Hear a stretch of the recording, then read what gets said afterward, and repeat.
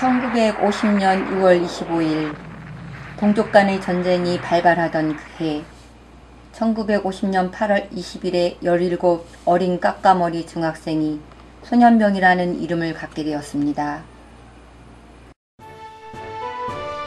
60여 년 만에 명예 졸업장을 받는 자리에는 팔순을 내일로 바라보는 노인이 평생의 꿈을 이룬 벅잠으로 눈물을 흘렸습니다. 60년 전 어느 여름 아침에 느닷없이 끌려가 소년병이 되었던 그 까까머리 중학생. 이제 그 나이를 갖고 있는 모교의 중학교 후배들, 그리고 고 소년병의 나이가 될 손자들에게 받는 축하와 감사의 박수는 이 나라에서 한때 소년병이라는 이름을 갖고 살았던 모든 이들의 평생의 한과 꿈을 이루는 일이었습니다.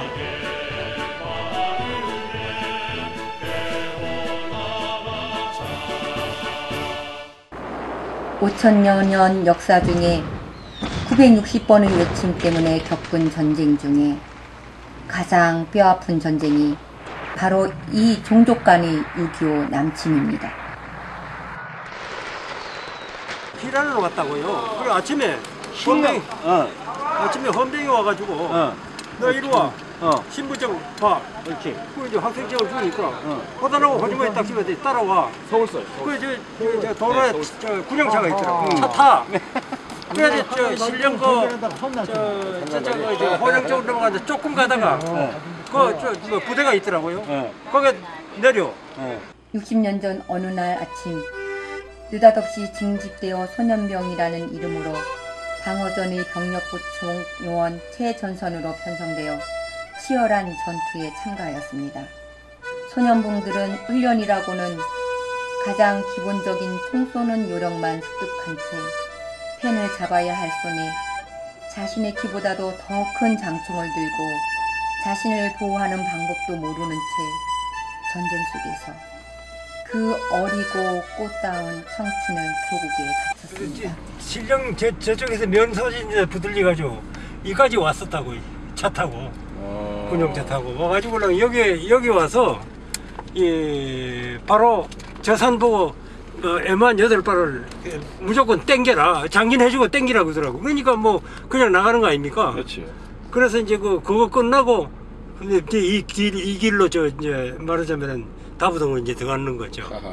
그래서 이 실령 이러면은 내가 그 군에 입대하는 자리고 또 여기서 입대하기 전에 소위 훈련받아 이카는 이제 그 애만 소총 8발 쏘는 거 거기에 역사가 있고 이 신정 초등학교는 이제 다시 이사단에 편입돼 가지고 구들을 또 했었고 3년 동안의 치열했던 전쟁은 소년병들의 인생을 완전히 바꿔놓았습니다. 전쟁은 휴전이 되었지만 휴전과 동시에 군복무를 마칠 수 있는 여건도 허락되지 않아 몇 개월에서 길게는 몇 년까지 복무가 연장되기도 하였습니다. 소년병인 김인이라는 어르신도 4년 8개월간을 복무하고 만기 제대하고 보니 17살이었던 소년이 22살의 청년이 되어 있었습니다.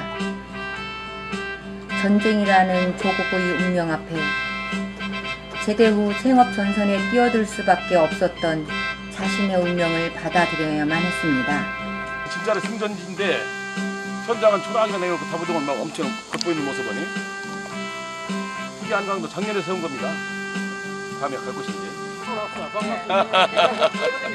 여기 계세요? 아이고. 6.25 당시에 이런 탱크가 있었다면 우리가 그렇게 고전 안 했겠죠.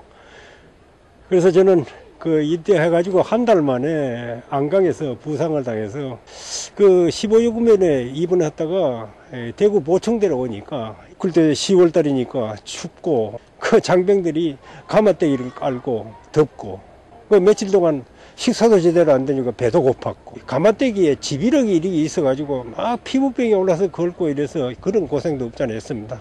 다리가 아닌데 이렇게 큰 다리가 아니야. 직진하세요. 직진해서. 옛날 다리니까. 그렇죠. 적은 다리. 적은 다리는 없죠. 아, 이건 없어졌구나. 아침부터 비는 억수같이 내리는데 영천시내 적을 공격하기 위하여 첫 번째 다리인 연양교에서 뚝방에 헌병들을 배치해놓고 대령이 권총을 빼들고 공격명령을 내려 적탄을 뚫고 나는 다리를 건너는데 성공하였습니다. 더 이상 찾을 방법이 없는 것 같습니다. 이 다리가 맞는지 저 밑에 다리가 맞는지는 영천적을 이 점령하기 위해서 공격명령을 내리더라고요. 그래서 부득이 그때는 비가 막 억수같이 쏟아졌는데 이 다리바를 건너지 안 될 그런 처지였어. 앞에 사람도 쓰러지고 박격포도 날라오고 기관총이 그냥 비오도 타는데 이 다리바에서 총을 맞아가서 그냥 쓰러져 있는 사람. 나도 너무 다급해가지고 물로 그냥 뛰내려가지고 저 천방동으로 기어서 올라갔습니다. 그냥 글자 그대로 내가 여기서 죽을 사람이 살아났다 이런 생각을 가지고 있는 것이 왔기 때문에 오늘 60년이 왔습니다. 경주를 향하여 국도로 가다가 좌측 고지에서 적을 발견하고 공격 명령이 하달되었어요. 그 돌격선에 도달했을 때 내 총에서 총열에서 탄피가 빠지지 않았습니다. 탄 빼기 작업을 하고 있는데 뒤따르던 장교가 나를 향하여 돌격하지 않고 뭐 하고 있어서 소리를 지르면서 권총을 한 발 쏘더라고요. 눈에서 눈이 번쩍하면서 귀가 찡 하면서 아무 소리도 안 들리더라고요. 그래서 너무 겁이 나서 탄피도 빼지 못하고 고지에 뛰어 올라갔습니다. 어린 아들로 사랑하는 어머니 품을 떠나 손톱, 발톱, 머리카락을 잘라 어머니에게 보낼 자신의 품을 미리 손수 마련하였던 이름만 들어도 애잔한 그 소년병은 그 무엇을 위해 6.25 전쟁이 발발한 지 60년이 지난 지금 아직도 그 가치를 존중받지 못하고 총알바지가 되어야 하는지. 얘 나하고 한 무대가 있었잖아. 한 무대에 있어가지고 사흘 굶어서 대성산 넘을 때 야구병원에 해면들이 싹뿌려 건축을 내보내. 그래가지고 참 예전 이야기를 예전. 우리는 나이가 28살 되니까 배고파도 견딜 수 있고 그렇게 엎어지 못 간다는 거야. 가자, 얼른 가자. 안 가면 뒤에 몇 떨어지지 않으면 죽는다. 죽으면 개 죽습니다. 이렇게 했어. 이등병 봉급이라고 하면서 그때 돈으로 1,000원을 주더라고요. 이 떡을 파는 아주머니한테 떡을 샀습니다. 그 1,000원어치 떡이 한 분 배고픔을 달랠 수 있는 그런 양밖에 안 되더라고요.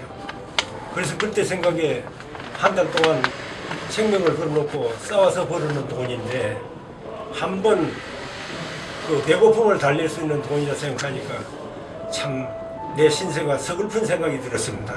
그 부대마크를 보니까 참 눈물이 나더라고요. 거기서 많은 전우들이 죽었고 그 부대장이 이 사열까지 시켜줘서 영광을 안았는데요. 51년 초에 보병 2사단에 편입이 되어서 그때 당시에 전 2등병을 1등병으로 진급을 시켰습니다.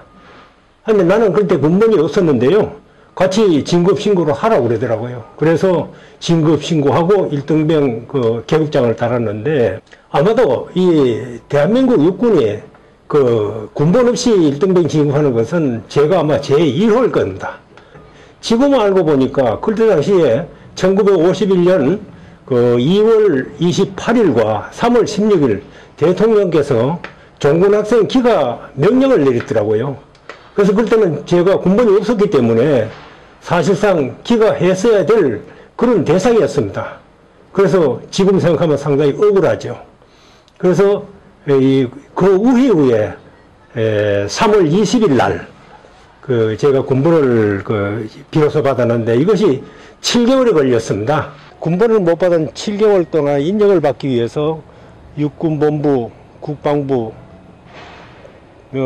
병무청 이렇게 다니면서 호소를 했었죠. 더 잘 되지 않았기 때문에 청와대 진정까지 했는 사실이 있었습니다. 이것도 다시 진행이 안 돼서 행정심판 청구까지 했었죠. 그래서 행정심판위원회 그 심판 대상이 아니라고 또 기각을 당했어요. 그 기각을 당한 이후에 서류를 돌려봤는데 이 서류를 또 일부 증거서로 잊어먹었습니다.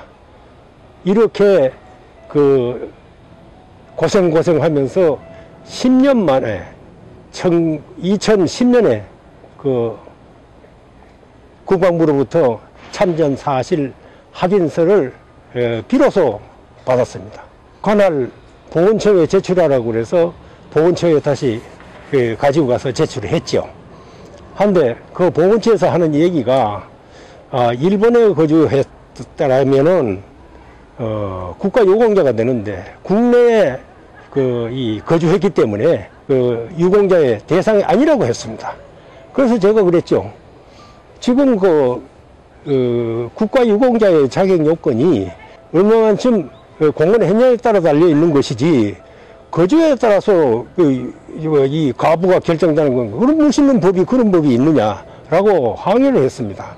그 직원 하는 얘기가 그러한 내용들은 국회 가서 할 얘기다 그런 얘기예요. 그 저격연선이 그 치열한 전투가 벌어지는 게 바로 그 저격연선입니다. 전사에도 나와 있고 여기서 내 가장 친한 친구인 조영구가 전사를 했습니다.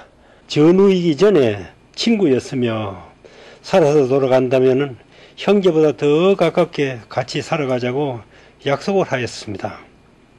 용문산을 시작으로 해서 북진을 하게 됐는데 일동의 국만봉, 그 다음에 대성산, 저 금강산 전청 마지막 역인 금성까지 진격을 하면서 보급이 되지 않아서 초건 목표를 씹어가며 도토리를 까먹으며 진격을 했습니다.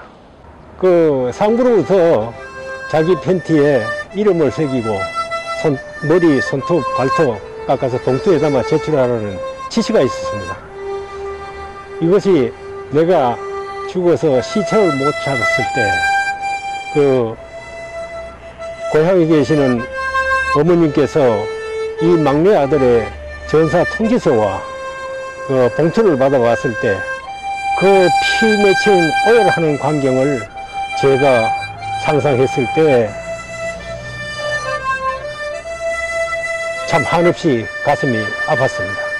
이제 80 나이들을 가진 6.25 참정 소년병들에게 국가가 그 가치를 인정할 시간은 그리 얼마 남지 않았음을 국가는 이 시대의 후손은 알아주었으면 합니다. 그 당시에 15, 16세 아동들이 정규 군인이 돼가지고서 3년 전쟁을 치렀다면 그 애국심은 자이든 타이든 인정을 해줘야 되지 않느냐. 1953년 1월 초에 부대는 백마고치로 이동을 해서 그해 7월 27일 밤 10시에 휴전이 발효가 됐죠. 그래서 그 볶아치던 전 전선이 10시가 되니까 지죽은 듯이 포성이 멈추고 조용하더라고요. 아침에 일어나서 북쪽을 바라보니 적군들도 능선에 올라 능림바람으로 장난을 치며 고함을 지르고 기쁨에 넘쳐 날뛰는 거동이 보였습니다.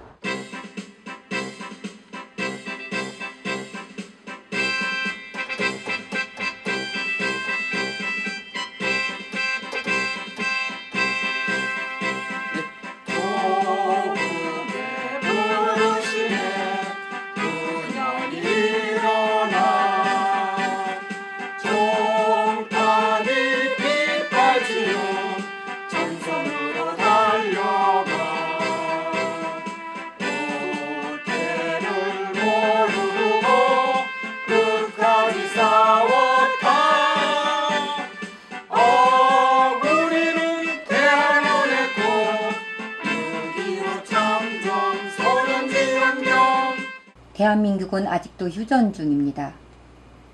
종족 간의 6.25 전쟁은 끝나지 않고 휴전 중입니다. 국가는 조국의 운명에 맞물려 아직도 팔순의 소년병으로 살 수밖에 없는, 그리고 젊디 젊은 혼을 조국에 바친 소년원들이 받아야 할 그 가치를 인정하는 것을 여전히 미루고 있습니다.